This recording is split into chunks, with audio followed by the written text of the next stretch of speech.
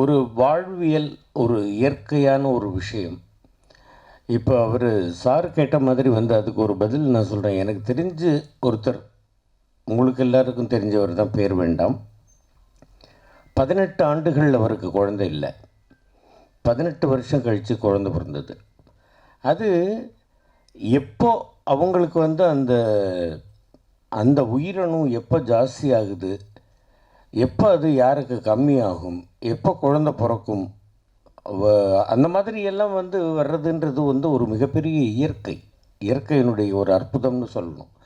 அந்த மாதிரி இந்த படத்தில் பார்க்கும் பொழுது அது இயற்கையினுடைய அற்புதம் தான். இதில் வந்து நீங்கள் பசுமாட்டுக்கு கூட நீங்கள் எடுத்துங்களேன், நம்ம ஊர் பக்கம்லாம் பாருங்களேன். இந்த ஊசின்றது இப்போ தான் நம்ம வந்து ரொம்ப வருஷத்துக்கு அப்புறம் தான் கேள்விப்படுறோம். அதில் கூட எத்தனை மாடுகள் வந்து உடனடியாக சனி பிடிச்சிடுது இல்லையா? அந்த மாதிரி அதுக்கும் ஒரு நேரம் காலம் இருக்குது, அதுக்கும் ஒரு எப்போ அமையணும் அப்படிங்கிறது ஒன்று இருக்குது. அந்த மாதிரி இந்த படம் வந்து ரொம்ப அதை ஆராய்ந்து, அந்த தரவுகளெல்லாம் ஆராய்ந்து தான் தம்பி பாஸ்கல் வேதமுத்து பண்ணியிருக்கார் அப்படின்னு நான் நினைக்கிறேன். எனக்கு தெரிஞ்சு இந்த படம் வந்து ரொம்ப ஒரு இயற்கையான ஒரு படம், ரொம்ப ஒரு அருமையான ஒரு படம். எனக்கு டைரக்டர்கிட்ட கேட்க வேண்டிய ஒரே ஒரு கேள்வி எனக்கு புரியல. நான் ரமா மேடம்கிட்ட கூட கேட்டேன். அந்த ஃபஸ்ட்டு பையன் யாருடைய குழந்தை?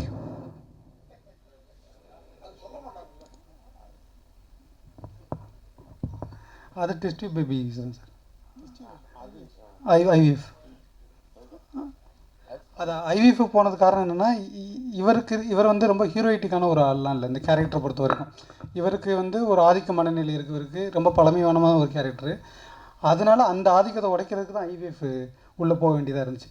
அது இவர் எப்படியா புரிஞ்சுக்கிறாரு அப்படிங்கிறது தான் அந்த படத்தோடைய ட்ராவல். அதுக்கு முடிகிற இடம் தான் அவர் ஹீரோவாக தவிர படம் முழுவதும் இல்லை. நான் சொல்கிறது என்னென்னு கேட்டிங்கன்னா, ஐவிஎஃப்ன்றது வந்து எப்படின்னு கேட்டிங்கன்னா, இந்த மெடிக்கல் டேர்ம்.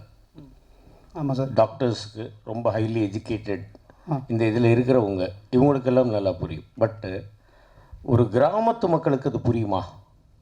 இல்லை சார். நோக்கம் இந்த ஊசி போட்டால் குழந்தை பிறக்குமா அப்படின்ற ஒரு டவுட்டு தான் அவங்களுக்கு வரும் அப்படின்ற மாதிரி எனக்கு தோணுச்சு. தயவுசெய்து தப்பாக நினைக்கக்கூடாது. அதாவது இல்லைங்க, மாட்டுக்கு ஊசி போடுறது வேறு, மனுஷனுக்கு ஊசி போட்டு குழந்தை பிறந்திருக்கா? நீங்கள் என்னங்க நீங்கள்? அதுவும் ஐவிஎஃப்ன்றது நமக்கு புரியலாம். கிராமத்து மக்களுக்கு, படிக்காதவங்களுக்கு, அந்த படிப்பறிவு இல்லாதவர்களுக்கு இது புரியுமா அப்படிங்கிறது சார். நான் வந்து நம்ம குழந்தை இல்லாதவங்களுக்கு அது எப்படி உயிர் உருவாகுது அப்படிங்கிறது அந்த கிளாரிட்டி மட்டும்தான் எனக்கு இருக்குது. அது சம்மந்தமாக இது இன்னும் குழந்தை இல்லை அப்படிங்கிறது அது ஒரு விளைவு. 2 பேரும் வந்து ஆணும் பெண்ணும் சேர்றாங்க, அதில் தான் குழந்தை உருவானே தவிர இந்த குழந்தை பெற்றுக்கணும் அப்படிங்கிறக்காக உடல் வைக்கிறதோ இல்லை குழந்தை வேணாங்கிறக்காக உடல் வைக்கிறதோ இது எனக்கு இது அந்த கருத்துக்கு நான் எதிரானது. அதனால் எனக்கு தெளிவு என்னென்னா, குழந்தை ஒரு படைப்பு எப்படி உருவாகும் அதை தான் சொல்ல வேண்டியதாக இருந்துச்சு. அதனால் அது மட்டும்தான் பேசணும்னு நினைக்கிறேன். இப்போ ஐவிஎஃப் சம்மந்தமான பல கேள்விகள்லாம் இருக்கும், அது தேவையில்லைன்னு நினைக்கிறேன். இந்த கதைக்கு தேவையில்லாதனால அதை நான் அதை தவிர்த்துட்டேன். இல்லை அது ரொம்ப அருமையான லாஸ்ட்டில் வந்து சொன்னது வந்து குழந்தை வேணுங்கிறதுக்காக வந்து நம்ம இருந்தோம். ஆணும் பெண்ணும் எப்போ சந்தோஷமாக இருக்கிறாங்களோ அப்போ தான் அவங்களுக்குள்ள ஒரு மூன்றாவதாக ஒரு உயிர் தோணுதுங்கிறதெல்லாம் ரொம்ப ஒரு கவிதைத்துவமான ஒரு விஷயம். அதெல்லாம் ரொம்ப ரசிக்கிற மாதிரி அருமையாக இருந்தது. அந்த அந்த அந்த 2 உயிர்கள் இன்பம் அடையும் போது 3வது உயிர் உருவாகும், இது படைப்பின் ஒழுங்கு அப்படிங்கிறது எனக்கு வந்து இந்த ஸ்கிரிப்ட் எழுதும்போது எனக்கு வந்து அந்த அறிவு இல்லை. ஏன்னா 2015 போல் என் ஃப்ரெண்டுகிட்ட ஒருத்தட்ட கொடுக்கும்போது அவர் என்னை கேள்வி கேட்டார், கடைசியாக மறுபடியும் கன்சீவ் ஆகிட்டு வெளியில் வராங்களே, அந்த குழந்தை ஐவிஎஃப்க்கு பிறந்ததுங்கிறது சொல்கிறியா இல்லை இயற்கையாக பிறந்துச்சு அப்படின்னு சொல்கிறியான்னு எனக்கு கேட்டார். நான் அப்போதைக்கு சொன்ன பதில் வந்து, அது ஆடியன்ஸ் என்னவா புரிஞ்சுக்கிட்டோம் எனக்கு தெரியல, அதை அவங்களா புரிஞ்சுக்கிட்டோம் அப்படிங்கிற பார்வை மட்டும்தான் இருந்தது. அதற்கு அப்புறமா தான் அதை வந்து அப்போ நம்ம ஒரு ஸ்டாண்ட் எடுக்க வேண்டியதாக இருக்குது. இப்படி விட்டுறக்கூடாது, நம்ம ஒன்று அது இன்னும் கொஞ்சம் தெளிவாக சொல்லணும் அப்படிங்கிற போது அது சம்மந்தமாக நான் பார்க்கும்போது எனக்கு வந்து அண்ணன் செந்தமிழன் வந்து எனக்கு ரொம்ப இன்ஸ்பைர்ட். அவர் நம்மாழ்வார் ஐயா. ஸோ இவங்க இயற்கை சார்ந்தான அந்த கருத்தியெல்லாம் எப்படி வந்து சொல்கிறாங்க அப்படிங்கிறது. ஸோ அப்போ அதிலேருந்து தான் அதை வந்து ஓகே இது இந்த ஸ்டாண்டு தான் நம்ம எடுக்கணும் அப்படிங்கிறனால அது அங்கேருந்து எடுத்துக்கிட்டேன்.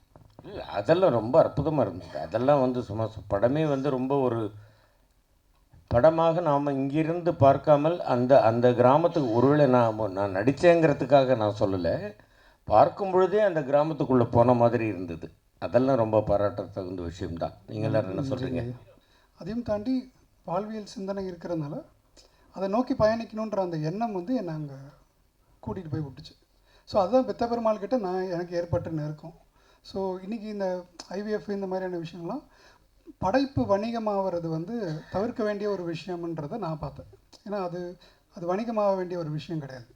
ஏன்னா அது நம்பிக்கையை உடைக்க ஆரம்பிக்குது. எப்போ வணிகமாவதோ ரொம்ப ஈஸியாக நம்பிக்கையை உடைக்க ஆரம்பிக்குது. 3வது மாதம் 4வது மாதத்துலேயே நீ அதுக்கு சரிப்பட்டு வர மாட்டேன்ற அந்த ஒரு இடத்துக்கு 2 பேரையும் தள்ளிடுறாங்க. ஸோ அந்த 2 கதாபாத்திரங்களாக பெத்த பெருமாளாகவும் பாண்டியாவும் என்னால் மிக எளிதாக பொருந்தி கொள்ள முடிஞ்சுது. அங்கேருந்து தான் அந்த கதாபாத்திரம், அந்த கதையிலிருந்து ஆரம்பித்தது தான். அதை சார்ந்து வாழ்வியல் சூழலுக்குள்ளே போனோனையும் அது இன்னும் எங்களை வந்து மிகைப்படுத்தி கொடுத்துச்சு. அங்கே நாங்கள் வந்து அந்த பெத்த பெருமாளையும் பாண்டியும் அவங்களுக்கு நடுவில் கண்டுபிடிச்சிக்கிட்டோம். அது அது அந்த விஷயம் தான் நடந்துச்சு.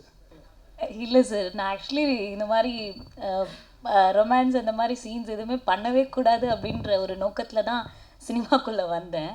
ஸோ இந்த படம் வந்து இந்த இந்த கதைக்கு தேவையான ஒன்றா இருந்துச்சு இந்த சீன்ஸு. ஸோ ஆரம்பத்தில் வந்து திரவ் சார் வந்து எனக்கு அவங்க தான் என்ன இந்த படத்துக்காக, ஏன்னா இவரோட படத்துக்காக நான் ஒரு ஆடிஷன்ஸ்க்காக போயிருந்தேன். ஸோ அந்த மூலயமா தான் சார் என்னை செலக்ட் பண்ணாங்க. ஆரம்பத்தில் கொஞ்சம் ஒரு மாதிரியாவது இருந்துச்சு. நீங்கள் இப்போ பார்த்த சீன்ஸ்லாம் கூட பார்த்தீங்கன்னா நாங்கள் அந்த இடத்துல சிரிச்சுக்கிட்டு இது நான் ரியலாக சிரிக்கிற சிரிப்பு அது. ஸோ இந்த மாதிரி சிரிச்சுட்டு அந்த மாதிரி தான் என்ஜாய் பண்ணி தான் பண்ணிகிட்டு இருந்தோம். மற்றபடி வந்து ஒரு பெரிய ஒரு டிஸ்டர்ப்டாவோ இல்லை அந்த ஒரு ஒரு அவரோட ஒரு எப்படி சொல்கிறது கம்யூனிகேஷன் லெவல் கம்மியாகும் அந்த மாதிரி எனக்கு எதுவுமே கிடையாது.